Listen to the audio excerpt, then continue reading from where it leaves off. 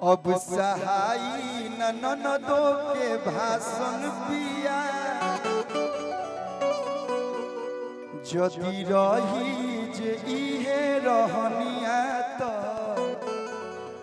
घरे पाका बोलाई प्रशासन पिया।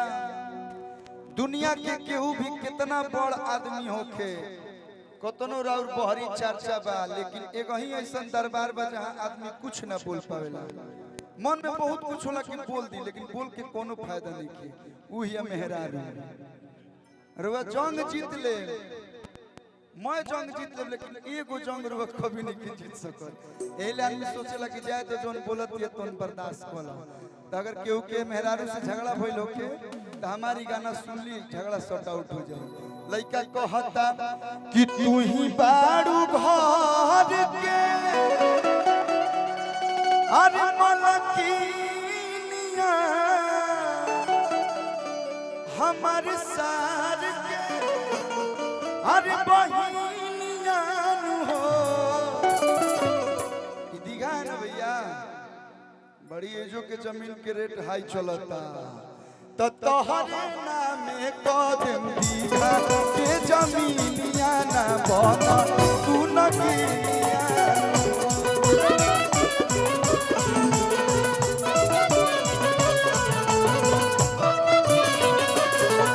तो तोहरे नामे कदम दीघा के जमीनिया ना बना तू नगिनिया।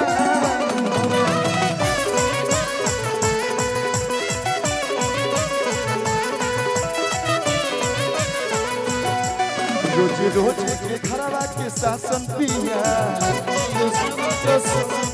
अब सहाई ननदो के भाषण पिया।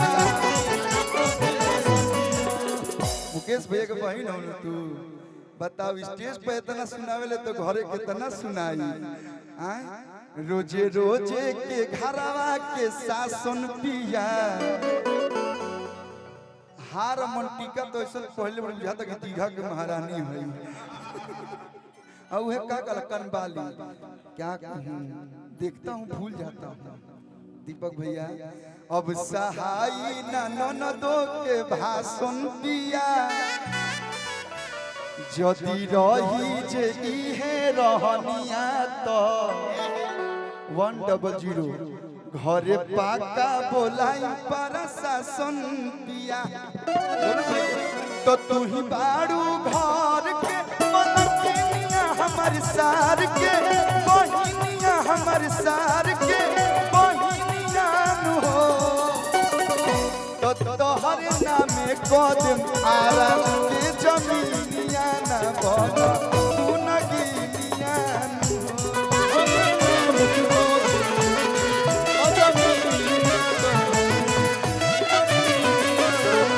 तो तोहरे नामे कदम आरा के जमीनिया ना बना तू नगिनिया हो।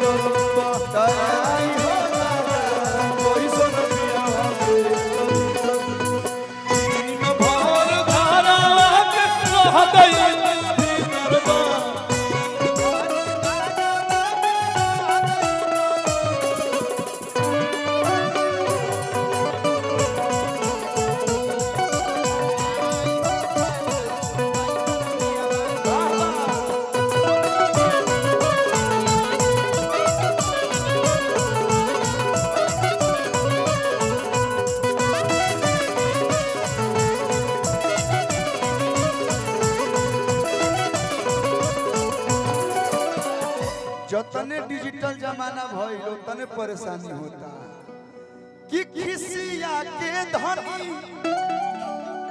पहले कहीं जाए आवे खातिर साधन लोग खोजे, अब ओला उबेर आजकल रैपिडो चलल बा, बाइकों पे बैठा के चल देते रही से झगड़ा होता था।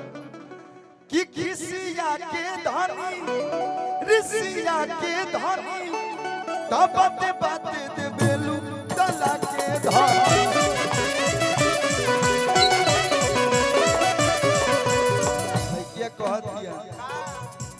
जातु बानी राजा अब तो हम नहीं हर तू संहार अपन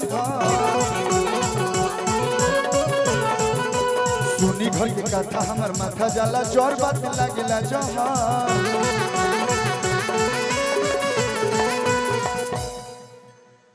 कोटी कैसे राजा के तोहरा दुनिया यार आई कैसे दुनिया यार आई कैसे दुनिया मत नहीं तो फिर हमरा दुगुना को के देबे के पड़ी जा दो अब क्या कही इतना प्यार से कोई देता है तो जहर भी देंगे तो हम पी लेंगे अरे यार क्या बोल डाला कैसे कैसे बोल देते मुंह से निकल जाता है मेरे में क्या करूं हम बोलना नहीं चाहते हैं आप रहिए तो अच्छा लगेगा रहिए सही कहते हैं कि कोटी कोई से राजा के तोहरा इनको भी माइक दे दीजिए एक अरे दुनिया यार आई कैसे अरे दुनिया हो तो तोहरे नाम को दिन दीघा के जमीनिया न बना तू न गिनिया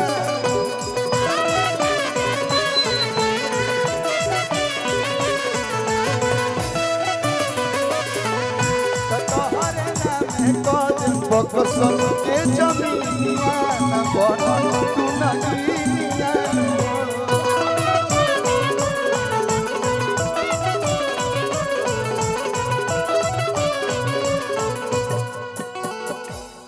इतना सुंदर आप लग रही है सही में सुंदर अति सुंदर ब्यूटीफुल।